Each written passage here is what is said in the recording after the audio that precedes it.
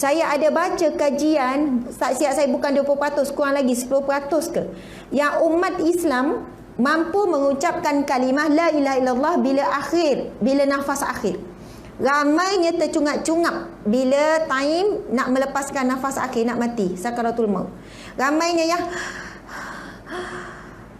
lepas, dia angguk-angguk je. Orang kiri kanan ni syahadah la ilaha illallah, la ilaha illallah. Tapi tak ramai bila hujung nafas tu boleh sebut la ilaha illallah, lepas tu berhenti. Sangat sedikit.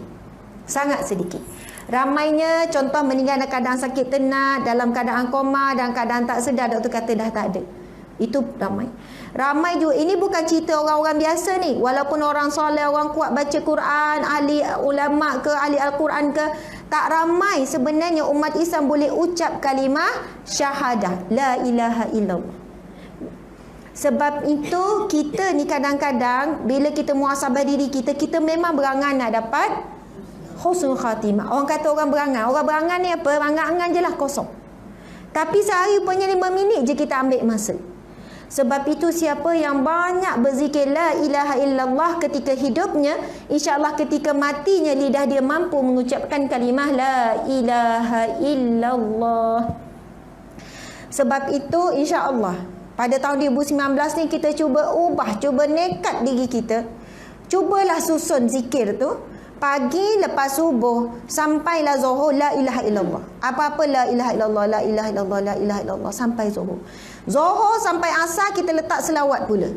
Ini kaedah nak bantu supaya kita boleh fokus dengan zikir. Sebab kita ni kalau boleh nak zikir semua, sampai masa semua tinggal. Saya nak buat tu, saya nak buat ni. Kita boleh atur macam tu. Zuhur sampai asar selawat. Selawat Allahumma salli. Kalau rasa selawat seronok pagi, buat pagi. Lepas tu asar sampai maghrib nak pilih zikir apa pula.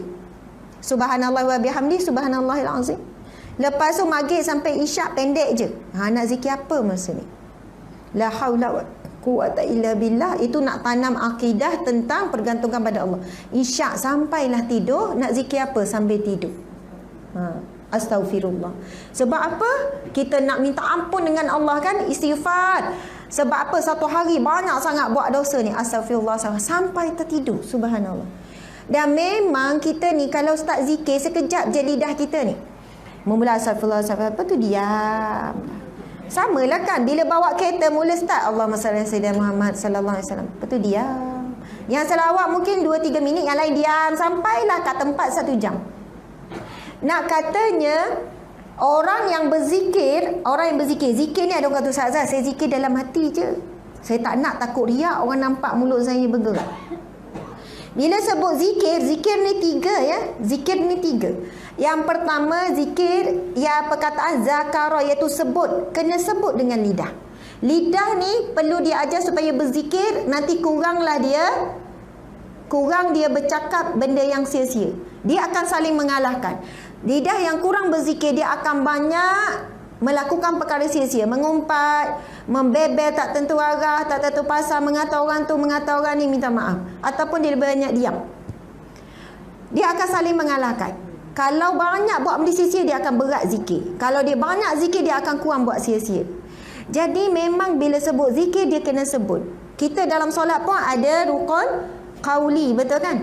Rukun qauli kita wajib sebut Al-Fatihah semua wajib, takbiratul ihram wajib, tahiyat wajib. Kalau tak sebut dengan lidah, maka bacaan kita tidak sah, solat kita tidak sah. Sebab itu bila berzikir, biar lidah tu bergerak. Subhanallah, astagfirullah, astagfirullah. Zikir ada 3 tadi kan? Zikir bil lisan, yang kedua zikir bil qalbi, dengan hati. Maksudnya ramai orang zikir dengan lidah, hati tak berzikir. Mulut sebut astagfirullah. Kan tu marah. Maksudnya dengan lidah. Lidah je tu dia sebut zikir, hati marah. Jadi yang ketiga pula zikir bil jawarih, iaitu dengan seluruh anggota badan. Ini orang yang macam mana? Yang mana bila dia berzikir, tubuh badan dia pun sama khusyuk. Ini zikir boleh berlaku dalam 2 keadaan. Satu, ketika solat. Solat ni kita zikir dengan lidah, rukun qauli kita, kemudian ada rukun qalbi, betul tak, khusyuk dan sebagainya.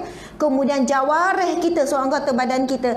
Bila rukuk itu masuk zikir, bila sujud itu masuk zikir, bila berdiri balik, pergerakan dalam solat semua itu zikrullah.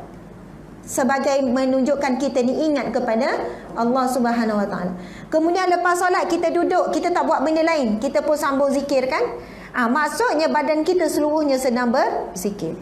Tapi kalau sedang bawa kereta, mulut dengan hati je mungkin berzikir, tapi tubuh badan tak berzikir. Kaki tekan minyak, tangan ni, jadi al-jawarih tidak berzikir. Afdalnya tiga-tiga tu. Zikir dengan lidah, zikir dengan hati, dan zikir bil jawarih. Subhanallah.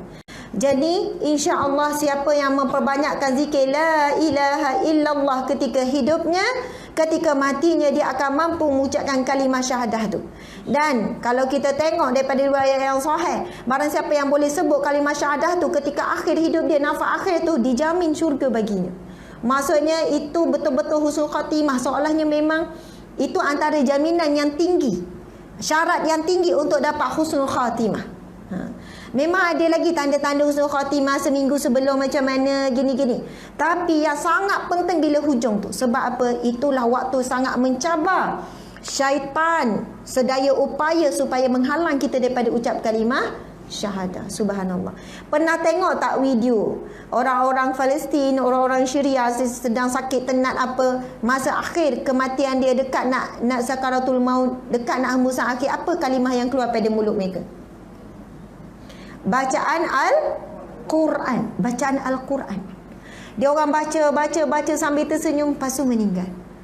Lancar je baca. Bahkan ada tu dalam keadaan koma, tapi mulut baca Al-Quran. Koma ni semua pasang tak sedar, tak apa, doktor pun sahkan dia dalam keadaan koma, tapi mulut keluar ayat Al-Quran.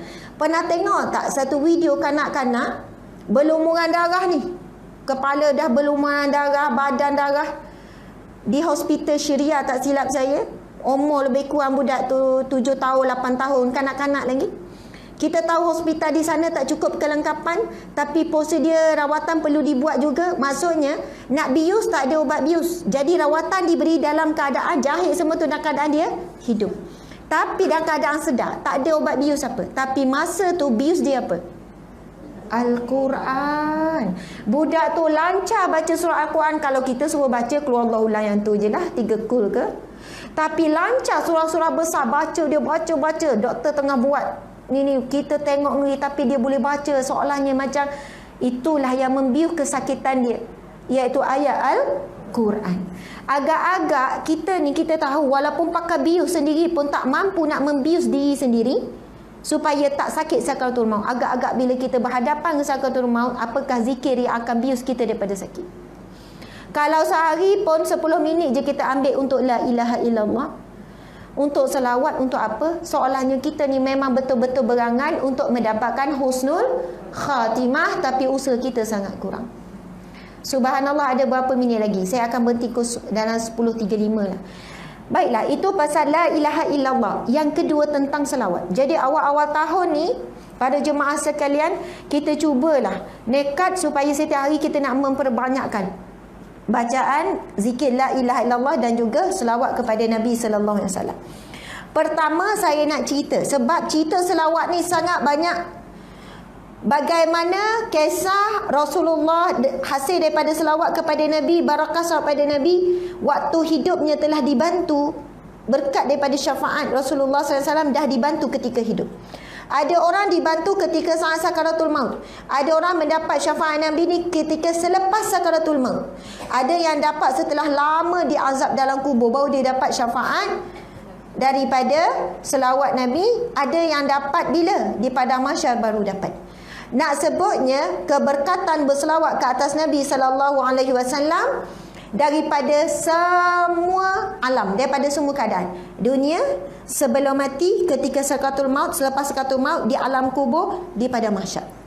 Kelebihan orang yang berselawat ke atas Nabi sallallahu alaihi wasallam. Nabi bersabda, inna lillah malaikatan yuballighunani an ummati salam. Di sisi Allah ada malaikat yang menyampaikan salam daripada umatku. Jadi kita yakin ada malaikat yang tugasnya merayau-rayau di muka bumi Allah setiap saat untuk mencari siapakah yang menyampaikan selawat dan salam kepada Nabi sallallahu alaihi wasallam. Dan dalam hadis yang lain Nabi kata, sungguhnya aku menjawab setiap salam dan selawat daripada umatku. Bila kita rujuk firman Allah tentang selawat, auzubillahi minasyaitanirrajim, bismillahirrahmanirrahim. Innallaha wa malaikatahu yusalluna 'alan nabi ya ayyuhallazina amanu sallu 'alaihi wa sallimu taslima. Sadaqallahul azim. Allah berfirman, sesungguhnya Allah dan para malaikatnya berselawat ke atas Nabi. Maksud Allah berselawat ke atas Nabi ialah Allah memberikan rahmat kepada Nabi. Maksud malaikat memberi selawat kepada Nabi ialah malaikat mohon kepada Allah supaya Nabi diturunkan rahmat. Dan maksud kita pula berselawat ke atas Nabi, Allahumma salli ala Sayyidina Muhammad. Ya Allah, rahmatilah Nabi Muhammad sallallahu alaihi wasallam. Jadi kita kena faham tiga tu. Maksud Allah, Allah bagi rahmat kepada Nabi Muhammad sallallahu alaihi wasallam. Maksud malaikat berselawat pada Nabi, Nabi memohon kepada Allah. Begitu juga kita bila berselawat pada Nabi, kita memohon kepada Allah supaya Allah berikan rahmat kepada Nabi. Allah akan balas bila kita mohon sekali. Nabi bersabda, man shalla alayya salatan wahidatan sallallahu alaihi asyara salawat. Barang siapa yang berselawat ke atasku satu kali, siapa yang mohon satu kali dengan Allah supaya Allah merahmatiku, ibarat macam itulah. Siapa yang mohon dengan Allah satu kali supaya Allah merahmatiku, Allah sallallahu alaihi, Allah akan merahmatinya 10 kali. Subhanallah. Memang dengan rahmat Allah kita boleh jadi manusia yang paling bahagia di dunia.